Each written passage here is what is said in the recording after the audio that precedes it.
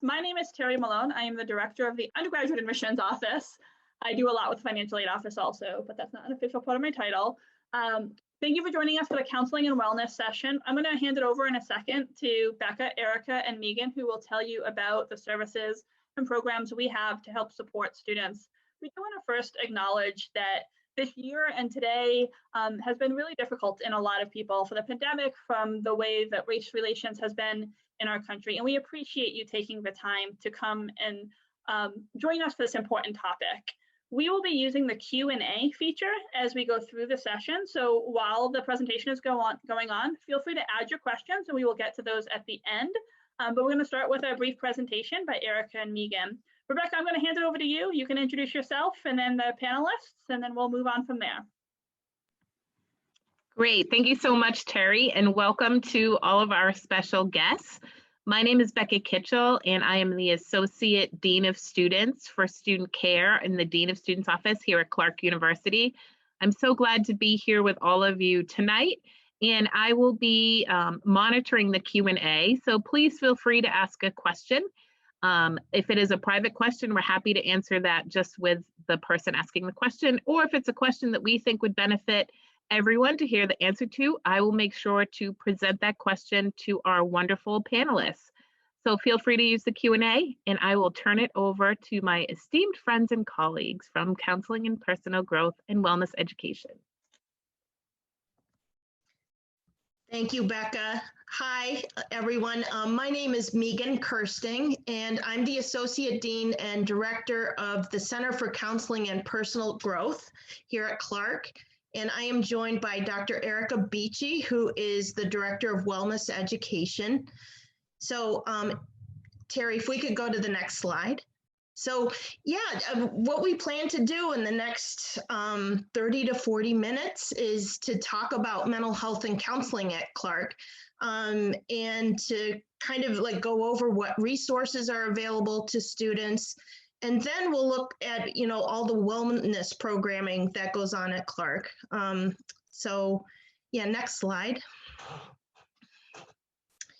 So in terms of, Clark students and their mental health, one of the wonderful things about Clark is that Clark students really take their mental health seriously.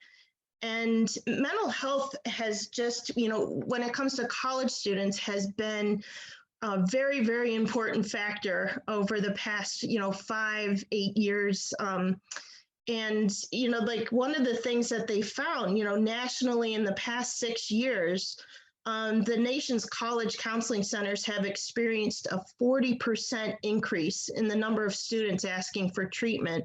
And this is while college enrollment has only increased by 5%. So you can see like a lot more students are looking for counseling appointments. In terms of like typically what students seek mental health treatment for, anxiety is the top presenting concern, and then that's followed by depression. When it's coming to COVID, it just seems like, we're learning things as we go. But, like I think we're expecting in the fall for it to be a very busy time. And we're currently, putting together some really comprehensive services to help with mental health and students. So at Clark, one of the wonderful things about our students, they are incredibly committed to social justice. I like to kind of describe them as emotionally based brains. They care very deeply, they feel deeply. And, a lot of times, when we have, these students, they really invest a lot in taking care of their mental health. The other thing is psychology is the most popular major at Clark. So we have a lot of psychologically minded students. So as you can see right here, our counseling center sees a lot of students. If we compare ourselves to the rest of the nation, so if we look at other schools our size, so around 2,500 to 5,000 students, what they call like the utilization rate, so that's like the percent of the student population that goes to the counseling center. So typically, like the national average is 11.9%. And for our undergraduate campus here at Clark, the utilization rate is over a quarter. So that's 25.5%. So we see a lot of students. I'm using the data from 2018 to 19 because, as you know, the past year and a half has been different. But, you know, we saw over 5,300 appointments and saw around 637 students. We were well on track to see around 720 students last year, but we had the pandemic. Okay, next slide.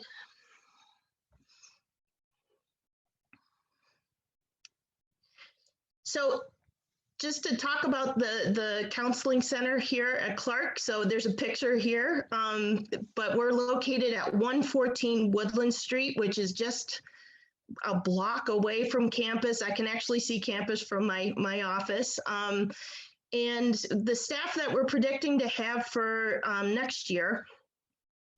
So we'll have 6 full-time therapists, 1 part-time therapist. We're going to have 7 doctoral interns, and we also have a psychiatrist who's with us for 8 hours a week, every week. It is a free service. We don't, you don't have to use your health insurance for us, and that includes psychiatry. We're expected to be back in person. This year we have been doing telehealth just for safety precautions, but yeah, we expect to be back in person in the fall. Next slide. So some of the things that we offer at CPG, so we offer brief individual counseling, and what I mean by brief is that we offer the amount of clinical service to what is needed. So for some students that might be a session or 2, other students it might be the entire year, but whatever, like the student needs at that moment, we will provide for them. We also have a very robust group counseling program. Before the pandemic, we were offering roughly around 12 groups on a variety of topics and issues. So we're planning to have that back and also make it more focused on needs that kind of come out of the current COVID crisis. We offer urgent appointments and what we call crisis stabilization. So, if a student needs to be seen that day, we will work very hard to get them in that day, and that is well utilized.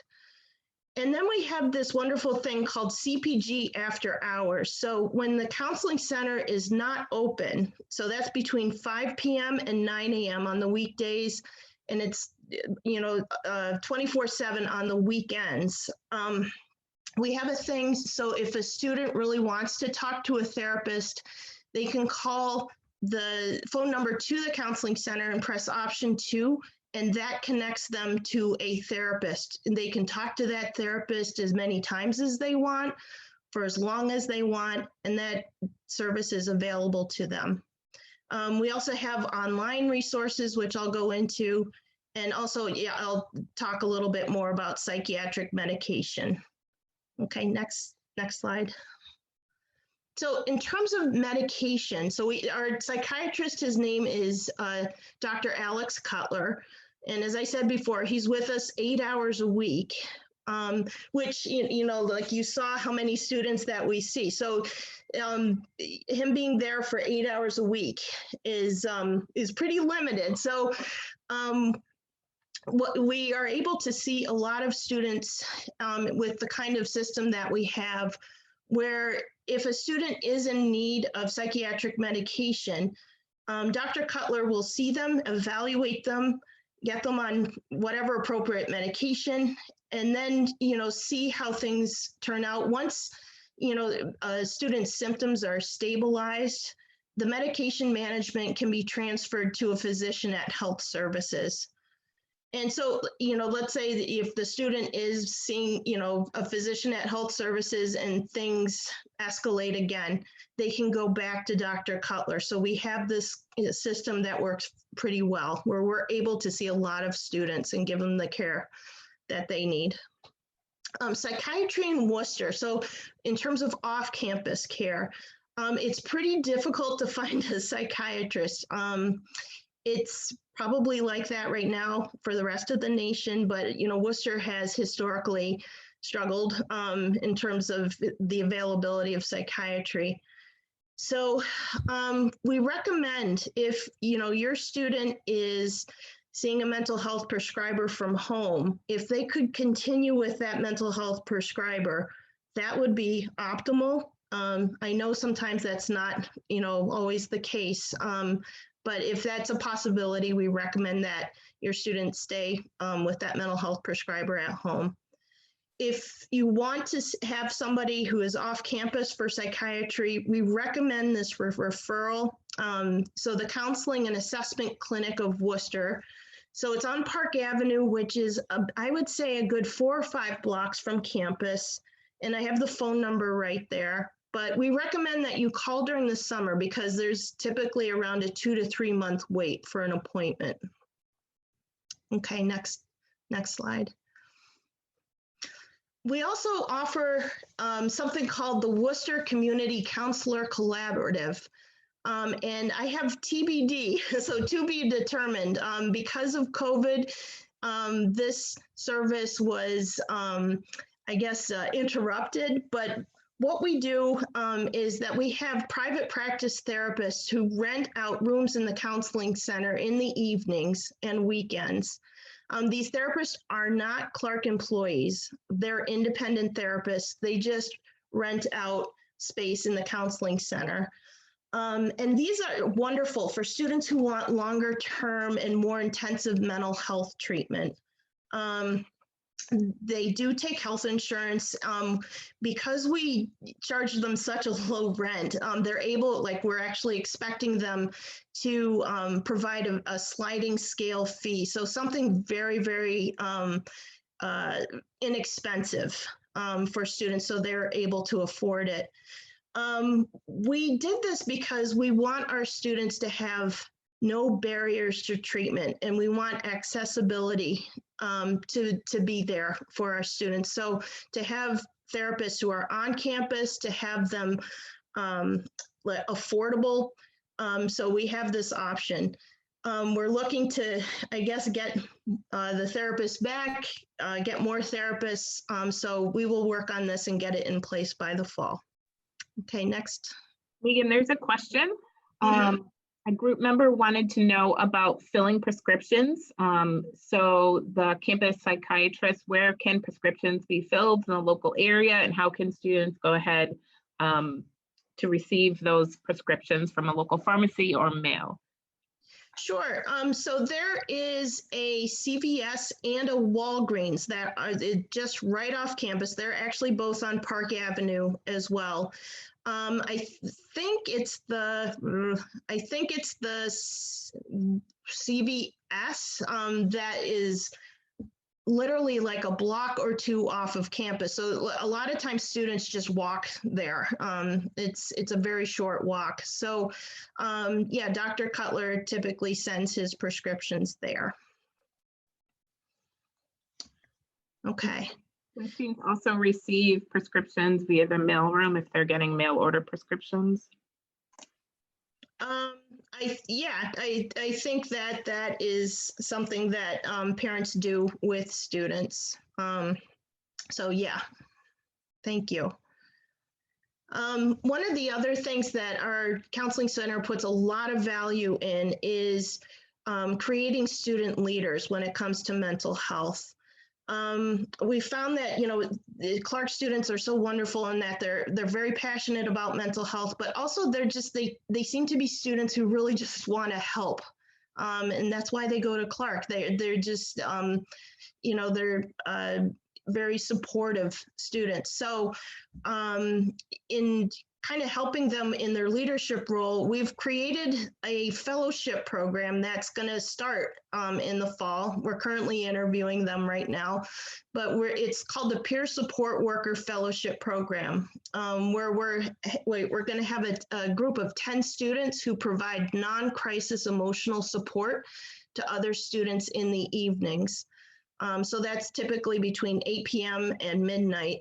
They will have a designated space on campus where students can walk in and talk to them about non-crisis issues. And also we can use these peer support workers to be dispatched. Like if there's a student having a panic attack somewhere on campus, they can help them feel better and de-escalate. So just to say that, these peer support workers are not counselors, they're not peer counselors.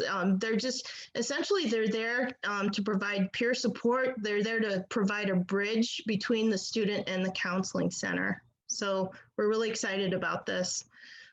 We offer something called the Student Support Network. We offer this twice in a semester, but this is a 6-week class that one of our therapists teaches. And it's essentially skills so students are able to help other students who are experiencing emotional distress. Typically, in non-pandemic time, this is an incredibly popular thing. We have, upwards of 30 to 40 students in a semester that take this class.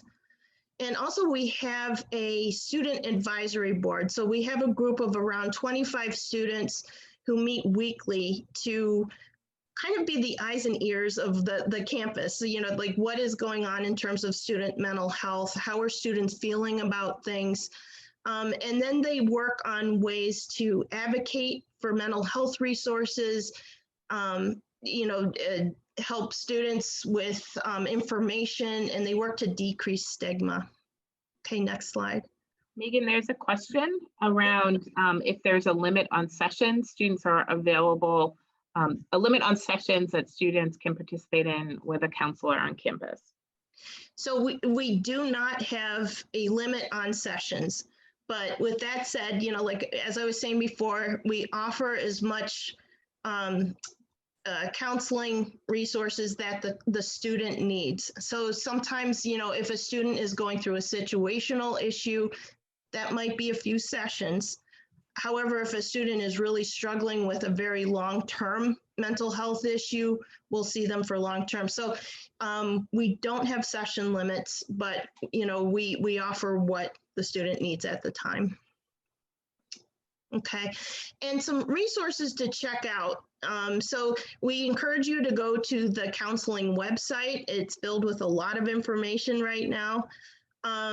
We have a thing called the Mental Health Toolbox, which is found on our website. But if you go on the Mental Health Toolbox, there are so many resources and they're wonderful, but about any kind of mental health issue that you could even dream of. So it's an incredibly useful and helpful resource for students. And then under the resources section of our website, there is a section called Parent Resources. And it explains, like it has a frequently asked question section, but there's a lot of information for parents there. Okay, so next slide. Okay, so I'll hand it over to Dr. Erica Beachy, and she'll talk about wellness education at Clark. Wonderful. Thanks so much, Megan. Nice to have you all here. I'm excited to talk with you a little bit about wellness education, a little bit about me and where we are in Clark. So wellness education is under student engagement. And I am a licensed psychologist. I came up through counseling centers as my first job. But on this role, I don't provide therapy. And so wellness education will differ a little bit from CPG, and that my hope is that this is a little bit more prevention-based and also public-facing. Obviously, everything with CPG is confidential for your and your students' protection and confidentiality and safety.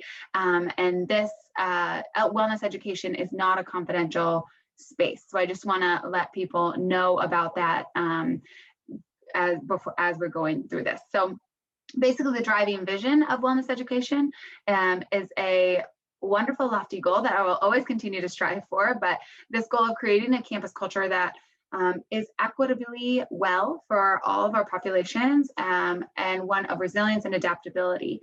And so how I work towards this is through a few different things that I'll talk with you all about today. So first, we're going to be spreading knowledge and awareness through the framework of the wellness wheel. I'll explain what that is in a bit. I have a student leader group who are the wellness ambassadors.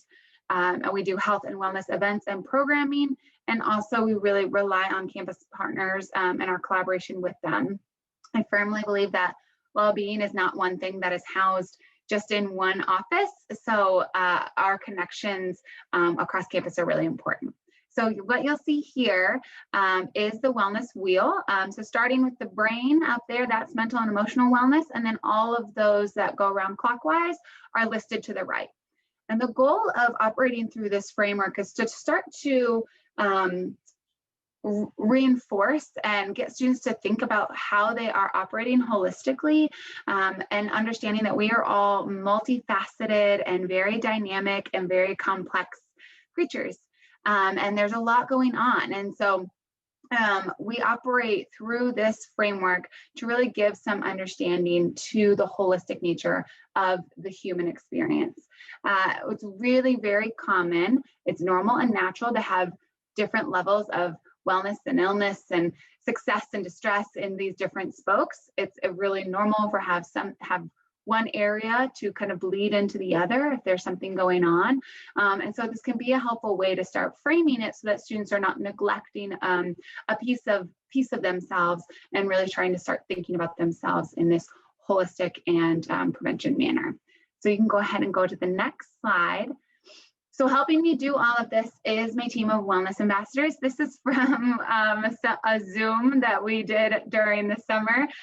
We have been actually did the training all online. We've had a lot of in-person events, which is great, but they've actually been so wonderful and been able to be really connected with each other, even virtually.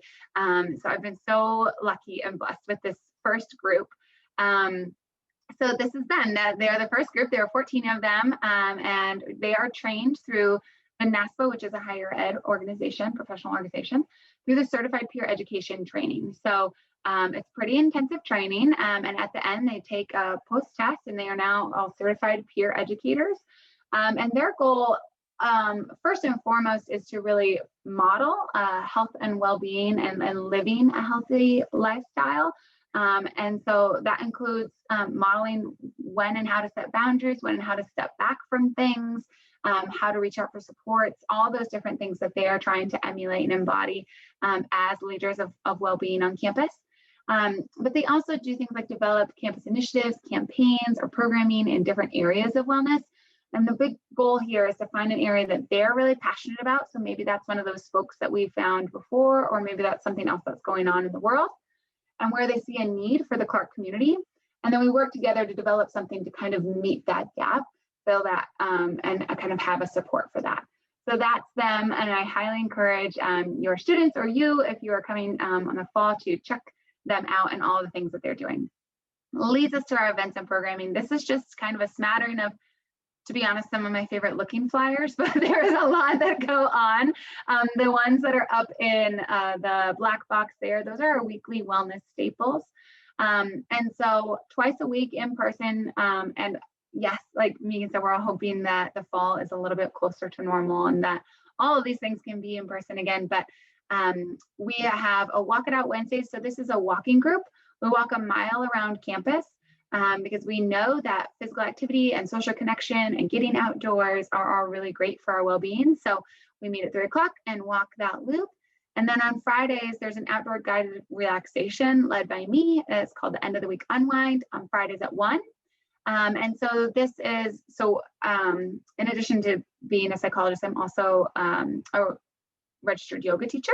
And so this pulls from very light stretching, accessible stretching, grounding exercises, mindfulness meditation, just different ways to let go of the week and help students really build in that weekly time to take a breath, to pause. You know, there are 24 hours in one day, and if we can spend 30 minutes of that day focusing on ourselves and our breath, then that is a win for me. So those are the two staples. And then there are also all these different things that you've seen. So these are just kind of a smattering of things. I'll just highlight a few. The personal growth book clubs are really well liked. And so I'm not sure when I'll be running the next one, but definitely keep your eyeballs out for them. There might be one happening in the summer. This is when we met, we went through a book together. So we did two books. One was the Little Book of Hygge, and the one was The Body Is Not an Apology.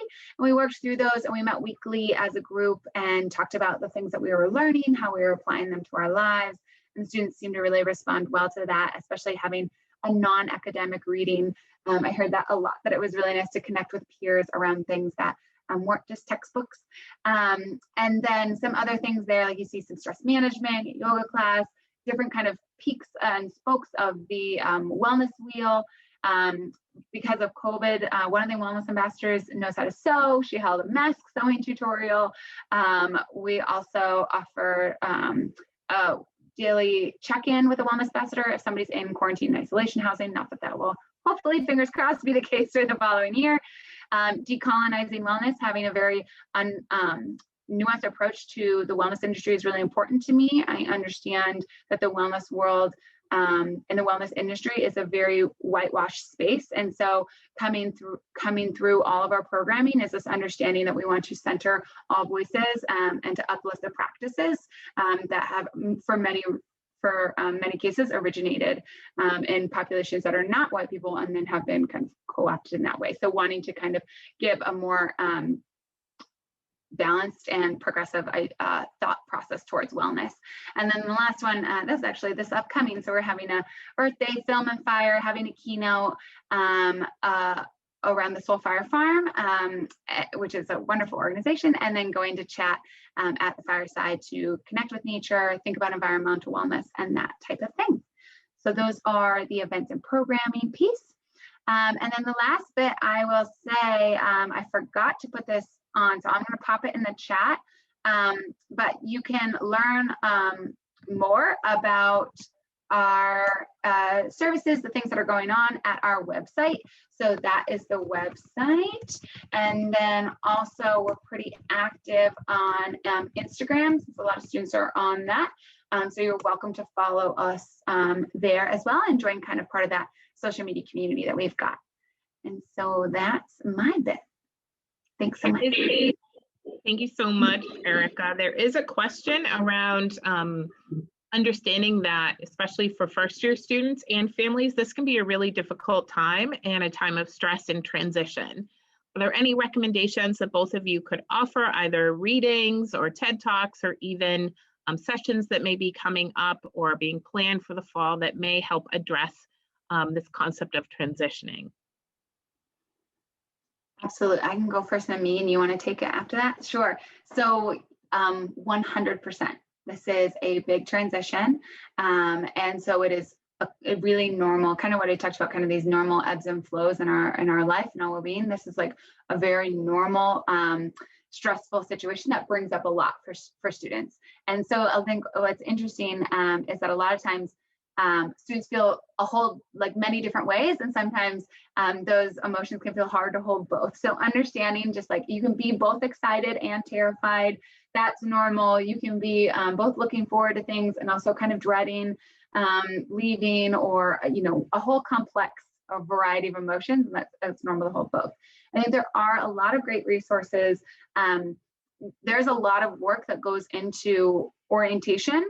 And so I definitely recommend new students get kind of soak up those pieces when we are around orientation as well, and to get connected. Also last year, I think the Wellness Ambassadors did held a panel for first years and for transfers, and we're able to connect with them, give some guidance on how they got connected, how they acclimated to college. So that might be something that we'll be hosting again.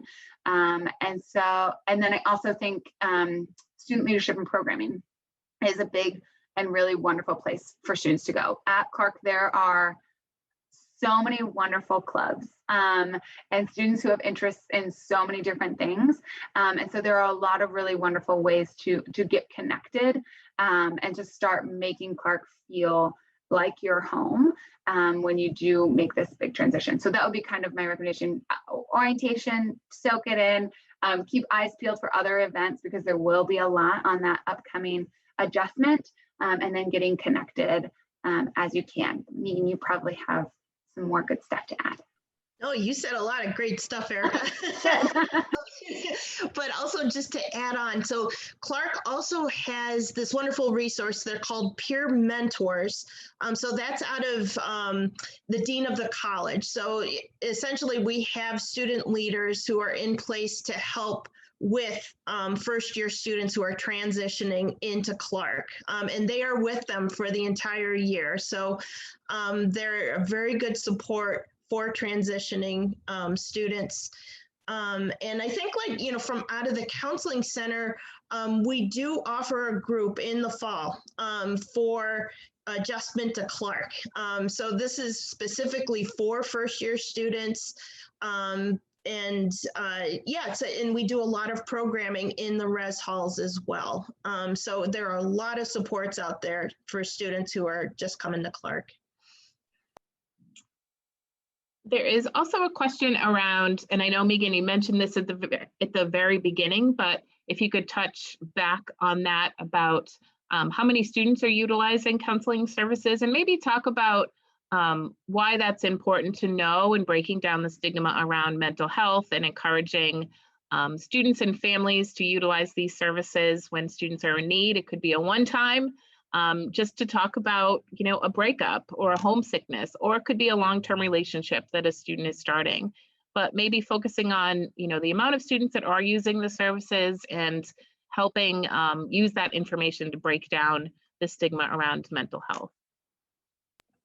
Sure. No, it's a fantastic question. I think, you know, like, in terms of like the number of students that we're probably expecting to see next year is in the range of around 700 to, I will say, even probably 800 students.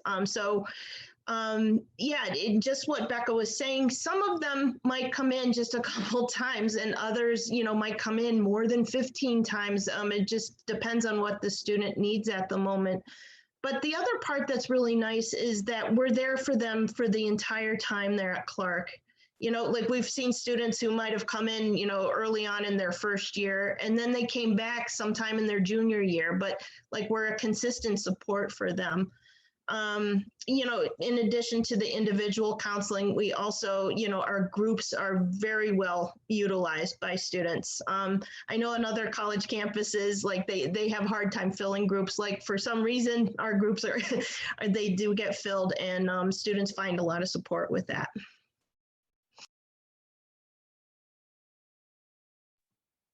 That's all the questions we have currently in the Q&A, but I would encourage anyone to ask any other questions. Feel free to pose a question in the Q&A for any of our panelists. Excellent. And definitely, while we wait for any last minute questions, I just want to again thank Becca, Erica, and Megan for joining us. Thank you for spending time with us, and remind you that we have a lot of webinars still coming up before May 1st. I know May 1st might feel like it's coming up quickly, but we are here to support you.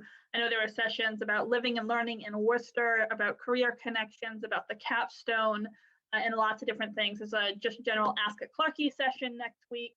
So hopefully you'll tune in to those and continue to learn about Clark, engage with us. In addition to the resources on the screen, if you have more questions specifically about counseling and wellness, the admissions office is always available for you. So feel free to reach out to us so that we can be any help. And I'm not seeing, oh, Liz, let's see. Yes, this it has been recorded and we will be posting it to the admitted student website where all the other webinars are. It takes a couple days to get it up there, but this will absolutely be posted. So you can watch the admitted student website for that. I'm not seeing any further questions. So again, I want to thank everybody for joining us tonight. Thank you, panel. You've been a wealth of great information. And just reach out if we can be any help. Have a good night. Thank you so much. Take care of yourselves. Thank you. Take care. Thank you, everyone. Hope to see you in the fall.